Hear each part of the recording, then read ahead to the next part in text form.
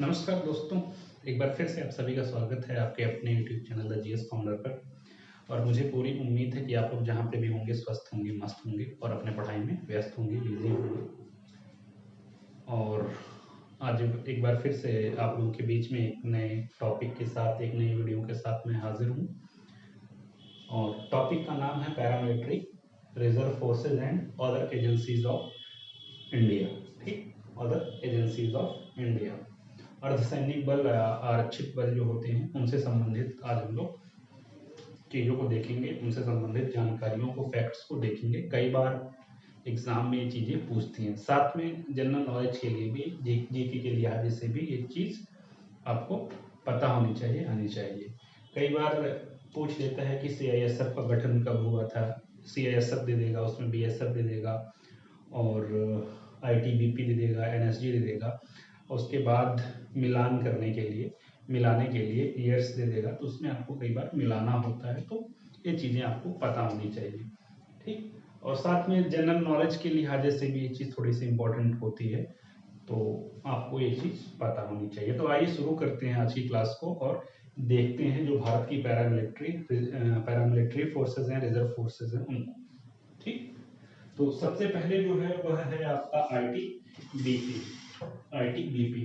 यहाँ पे हो सकता है लाइट का फोकस आ रहा होगा, इसी वजह से साफ नहीं दिखाई पड़ रहा होगा, इसलिए मैं बोल करके बता दे रहा हूँ। तो यहाँ पे लिखा हुआ है आईटीबीपी। जो पहला है वो है आईटीबीपी। यह कब बना था? तो यह 1962 में बना था, 1962 में बना था। तो आईटीबीपी का फुल फॉर्म क्या है? तो आईटीबीपी बेसिकली क्या है? फुल फॉर्म इसकी Indian Tibet border police. Indian Tibet border police, आगे इसको एफ अगर लगा लेंगे तो फोर्स हो जाएगा, Indian Tibet border police force. और कब बनी थी? तो यह 1962 में, 1962 में यह बना था। और कब? इमीडिएट आफ्टर चाइना के अटैक के बाद, यानी जब भारत और चीन का युद्ध हुआ था उसके तुरंत बाद इसे बनाया गया था। किस लिए बनाया गया था? तो जो नॉर्दर्न पार्ट है, माफ कीजिएगा, नॉर्थ ईस्ट जो पार्ट है भारत का, उसकी सुरक्षा के लिहाज से। ठीक, नॉर्थ ईस्ट पार्ट की सुरक्षा के लिहाज से इसे बनाया गया था, खासकर बॉर्डर एरिया। ठीक, बॉर्डर एरिया को सुरक्षित करने के लिए आईटीबीपी का गठन किया गया था 1962 में। और वहां पे क्या करता है? तो स्मगलिंग जैसी चीजों को कंट्रोल करती है। स्मगलिंग, अब स्मगलिंग में बहुत सारी चीजें हो सकती हैं।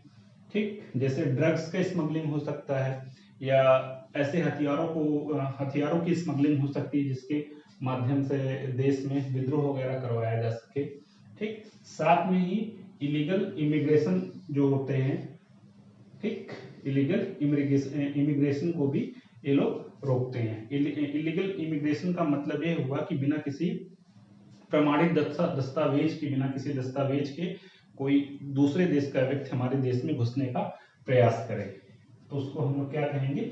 Illegal immigration. ऐसा बहुत बार होता है कि जो नॉर्थ ईस्ट का जो क्षेत्र है वहां से ये आपके रोहिंग्या जो मुस्लिम्स हैं वहां से भारत में एंटर करने का प्रयास करते हैं। इसके साथ साथ ही स्पाई वगैरह हो सकते हैं, वो लोग भारत में एंटर करने का प्रयास करें।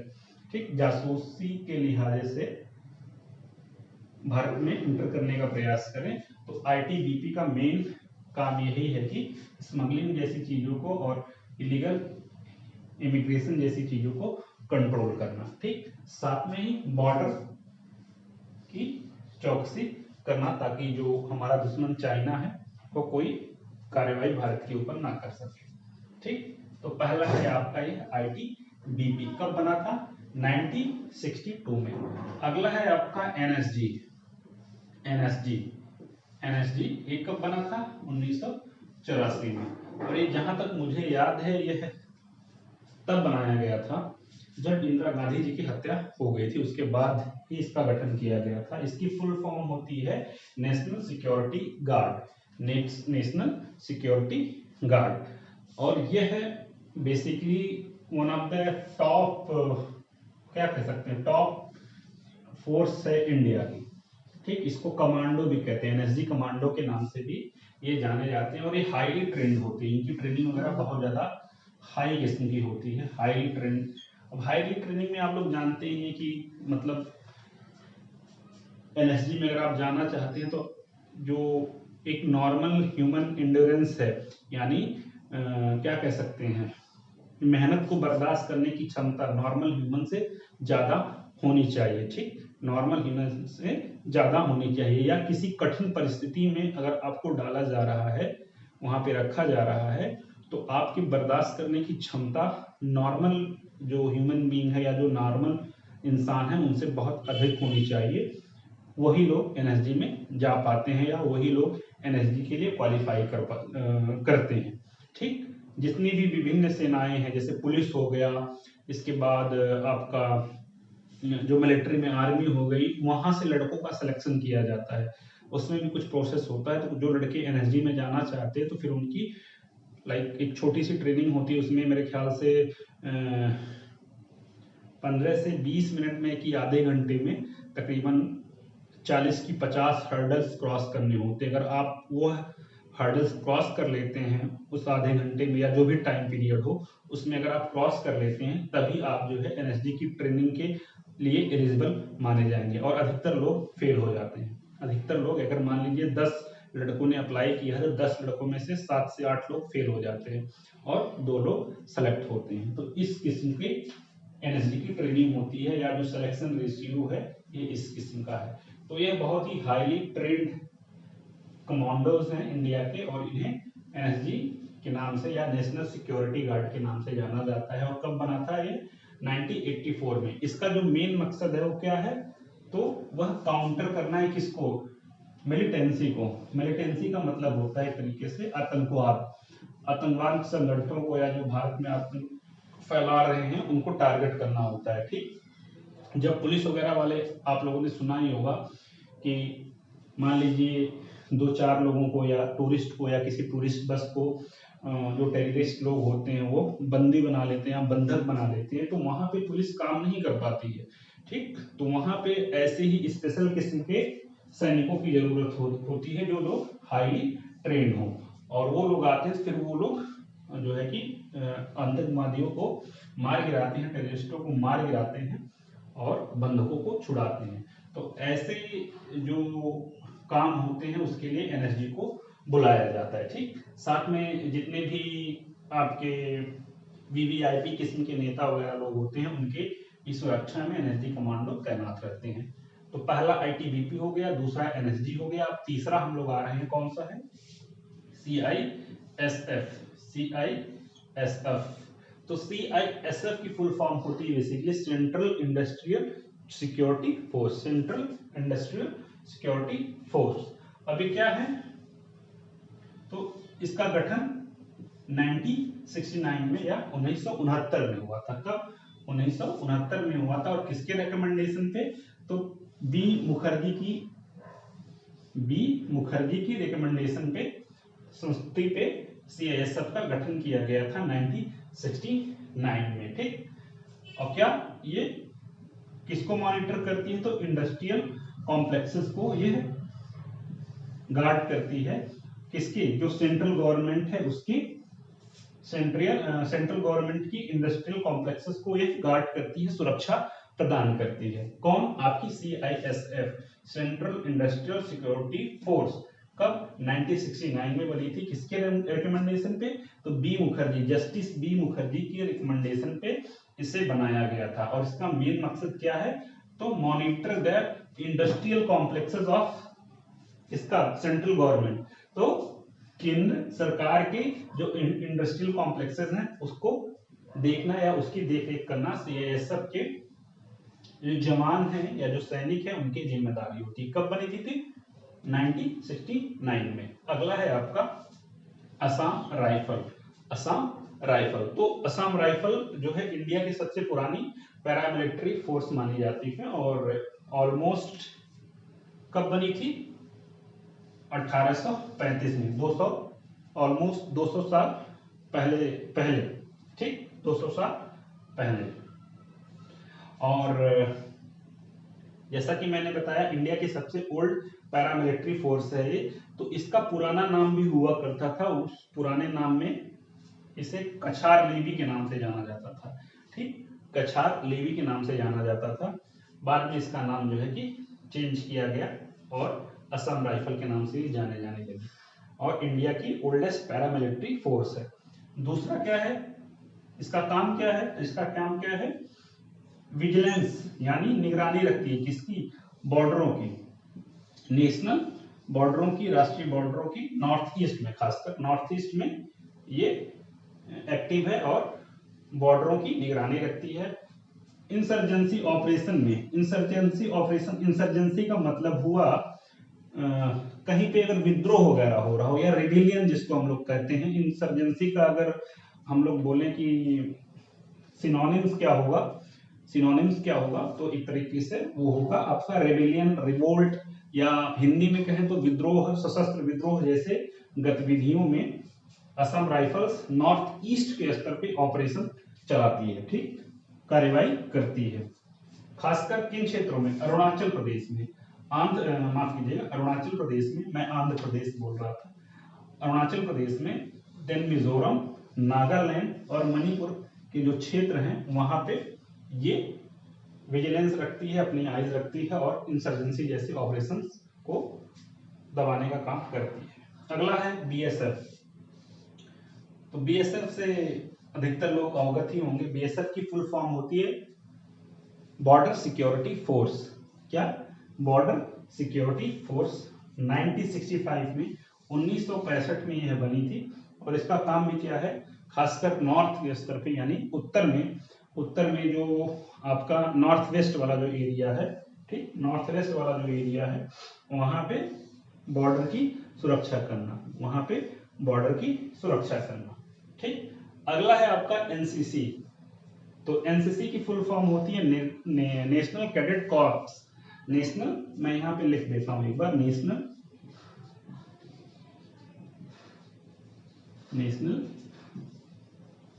Cadet corps. National cadet corps कब बना था, तो 1948 में, 1948 में एनसीसी बनी थी।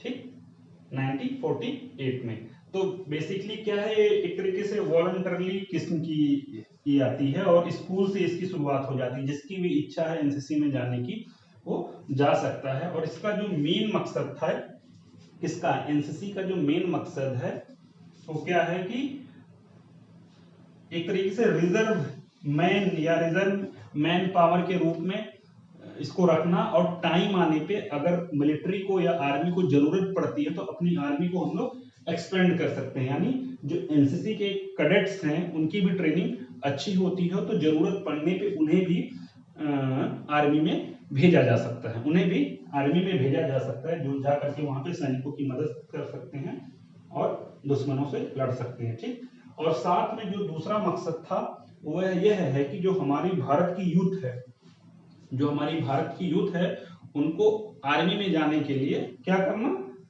उनको आर्मी में जाने के लिए इंटरेस्ट पैदा करना। ठीक, ताकि ज्यादा से ज्यादा जो आर्मी, माफ कीजिएगा, जो ज्यादा से ज्यादा इंडियन यूथ है वो आर्मी में जाने के लिए इंटरेस्ट डेवलप करें। ठीक, जो यूथ है ज्यादा से ज्यादा इंडियन आर्मी में जाने के लिए इंटरेस्ट डेवलप करे। अगला है आपका सीआरपीएफ। तो पहले एक बार और बता देता हूं, एनसीसी कब बनी थी, 1948 में, और रिजर्व मैन पावर के रूप में काम करती है और इसका जो मेन मकसद है वो यूथ को इंडियन आर्मी में जाने के लिए इंस्पायर करना। अगला है आपका सीआरपीएफ। तो सीआरपीएफ की फुल फॉर्म होती है central reserve police force. Central reserve police force. ये कब बनी थी, तो यह भारत की आजादी से पहले बनी थी 1939 में, 1939 में। और यह स्टेट और यूनियन टेरिटरीज में दोनों जगह अपनी सर्विसेज प्रोवाइड करती है और वहां पे लॉ एंड ऑर्डर को मेंटेन करती है। कौन, CRPF. CRPF central reserve police force. इसके साथ साथ सीआरपीएफ ने ही दुनिया की पहली महिला बटालियन, दुनिया की पहली या वर्ल्ड फर्स्ट वुमेन बटालियन या महिला बटालियन बनाई। ठीक, कौन सी है वो, 88 बटालियन जो है वह महिला बटालियन है किसकी, सीआरपीएफ की। और दुनिया की पहली ऐसी यह बटालियन है जिसमें अधिकारी भी महिलाएं सारी हैं, और जो सैनिक भी हैं वही भी सारी महिलाएं ही हैं। किसमें? सीआरपीएफ में। किसमें? सीआरपीएफ में। ठीक, अगला जो है वह है, इसके साथ साथ एक और चीज इसमें देख लीजिए, यहाँ वहां पर मैंने अलग लिखा हुआ है। तो सीआरपीएफ का तो 88 यानी 28वां बटालियन वो महिला बटालियन के नाम से जाना जाता है। सीआरपीएफ में से एक और बटालियन बनाया गया है जो 10th बटालियन के नाम से जाना जाता है, वो है आरएएफ। आरएएफ इसको हम लोग कहते हैं rapid action force. Rapid action force इसे 1991 में बनाया गया था, 1991 में बनाया गया था किसे? आरएएफ को। और इसकी 10वीं बटालियन को, सीआरपीएफ की 10वीं बटालियन को आरएएफ कहा जाता है, जो कि क्या करती है, अगर कहीं भी देश में दंगे होते हैं, रिवॉल्ट्स होते हैं, तो वहां पे जाकर के टैकल करती है कम्युनल रिवॉल्ट्स को, या धार्मिक दंगे जो होते हैं उसको कंट्रोल करती है आपकी आरएएफ, रैपिड एक्शन फोर्स, जो कि 10वीं बटालियन है किसकी? सीआरपीएफ की। किसकी? सीआरपीएफ की। और सीआरपीएफ कब बनी थी? तो 1939 में। अगला जो है वह है टीए। टीए मतलब टेरिटोरियल आर्मी। टेरिटोरियल आर्मी यह कब बनी थी? तो यह 1948 में बनी थी। ये भी कैसे, कब, कैसी है, माफ कीजिएगा, कैसी है? तो यह भी आपकी बेसिकली एनसीसी जैसा ही है। ठीक, तो इसमें भी क्या लोग करते हैं? वॉलंटरली, ठीक, स्वेच्छा से या कहें सेवा भाव से इसे ज्वाइन कर सकते हैं। और ये थोड़ी सी सिमिलर होमगार्ड की तरह है, जैसे होमगार्ड होता है ना, उसकी तरह है, उससे थोड़ा सा मिलता जुलता है, बदले में वेतन भी मिलता है, लेकिन बहुत ज्यादा हाई वेतन नहीं मिलता है। तो पार्ट टाइम फोर्स के रूप में जो भी व्यक्ति 18 से 42 की उम्र का है या आयु का है, वह टीए यानी टेरिटोरियल आर्मी को ज्वाइन कर सकता है। कोई भी सिविलियन जो कि 18 से 42 वर्ष का है, वह इस आर्मी को ज्वाइन कर सकता है। और ये भी क्या करेगी कि मुसीबत के समय में हमारी सेना का हेल्प करती है। अगला है आपका होमगार्ड। तो होमगार्ड कब बना था? 1962 में। और इसका भी मेन मकसद क्या है? तो यह पुलिस को असिस्ट करती है। पुलिस को असिस्ट करती है, स्टेट के लेवल पे या राज्य के लेवल पे पुलिस को हेल्प करती है। इसमें तो मेंटेन सिक्योरिटी में, यानी सुरक्षा को मेंटेन करने में होमगार्ड, जो कि 1962 में बना था, यह पुलिस को हेल्प करता है। ठीक, तो ये आपका हो गया होमगार्ड, ये हो गया आपका टेरिटोरियल आर्मी। अगला है आपका इंडियन सीजी यानी Indian coast guard. Indian coast guard यह कब बना था? यह 1978 में बना था। और इसका जो मेन पर्पज है, यह समुद्र के स्तर पे यानी मैरीटाइम या समुद्र के स्तर पे भारत के हितों की रक्षा करना। ठीक, इंडिया के इंटरेस्ट की रक्षा करना, या भारत के हितों की हिंदी में कहें तो रक्षा करना। ठीक, यानी कई बार ऐसा होता है ना कि आपको पता ही होगा कि 2008 में जो ताज पर अटैक हुआ था, ठीक, 2008 में जो ताज पे अटैक हुआ था, तो उसमें जो आतंकवादी आए थे वो कहां से आए थे? समुद्र के माध्यम से वो लोग आए थे। तो उसी मैरीटाइम को प्रोटेक्ट करना, ठीक, समुद्र के स्तर पे ऐसी गतिविधियां ना हो, उसको इंडियन कोस्ट गार्ड के द्वारा, जो कि 1978 में बना था, इसके द्वारा भारत की सुरक्षा करना। अगला है आपका आईबी। और ये जो आईबी है यह यहाँ पे इंपॉर्टेंट है। ये जो आईबी है ये बेसिकली बना था 1887 में। अब यही सोच लीजिए कब बन रहा है? 1887 में। और उस टाइम में भारत किसके द्वारा रूल हो रहा था? भारत पे किसका शासन था? तो ब्रिटिशर्स का शासन था, अंग्रेजों का शासन था।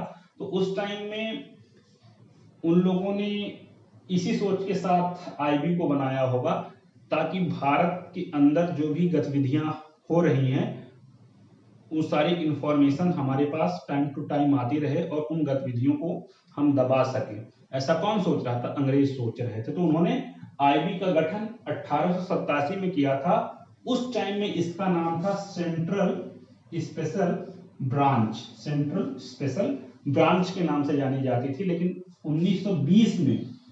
1920 में आईबी का मतलब है इंटेलिजेंस ब्यूरो।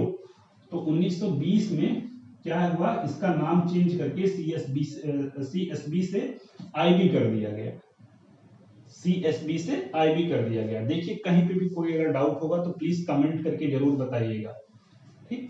और इसका मेन मकसद क्या है, इंफॉर्मेशन कलेक्ट करना, इंफॉर्मेशन कलेक्ट करना रिलेटेड टू कंट्री, ठीक, भारत से संबंधित उस टाइम में रिलेटेड इंफॉर्मेशन कलेक्ट करना, ताकि अगर कोई देश के खिलाफ किसी भी प्रकार का षड्यंत्र कर रहा है तो उसको रोका जा सके। तो ये हो गया आपका आईबी। अगला है आपका सीबीआई। सीबीआई सेंट्रल, क्या होगा इसका, सेंट्रल ब्यूरो ऑफ इन्वेस्टिगेशन, ठीक। कब बनी थी, 1963 में, 1963 में बनी थी। और किस लिए, तो investigate cases related to public servant, ठीक। पब्लिक सर्वेंट जो है, अगर वो लोग कोई धांधलेबाजी करते हैं या किसी भी प्रकार की विसंगति में वो लोग पढ़ते हैं या किसी भी प्रकार का उन पे आरोप लगता है तो उसकी जांच सीबीआई के द्वारा करवाई जाती है, ठीक। तो investigate cases public servant related to public servant 1963 में यह बनी थी। और सीबीआई क्या करती है, इंटरपोल को, इंटरपोल क्या है, इंटरनेशनल पुलिस, इंटरनेशनल पुलिस, इसको भी इंटरनेशनल लेवल के केसेस पे सीबीआई इंटरपोल की भी हेल्प करती है, ठीक। सीबीआई इंटरपोल की भी हेल्प करती है, या इंटरपोल सीबीआई की हेल्प के लिए सीक करता है, देखता है। अगला है आपका एनसीआरबी, ठीक, national crime record bureau, national crime record bureau. तो ये बना था 1986 में, और यह क्राइम से रिलेटेड जो स्टैटिस्टिक्स होते हैं, ठीक, क्राइम से रिलेटेड जो संख्याएं होती है उसके आंकड़े को देखता है और गवर्नमेंट के साथ उसको शेयर करता है या अन्य फोर्सेस के साथ उसको शेयर करता है। तो यह है आपका नेशनल क्राइम रिकॉर्ड ब्यूरो, 1986 में यह बना था।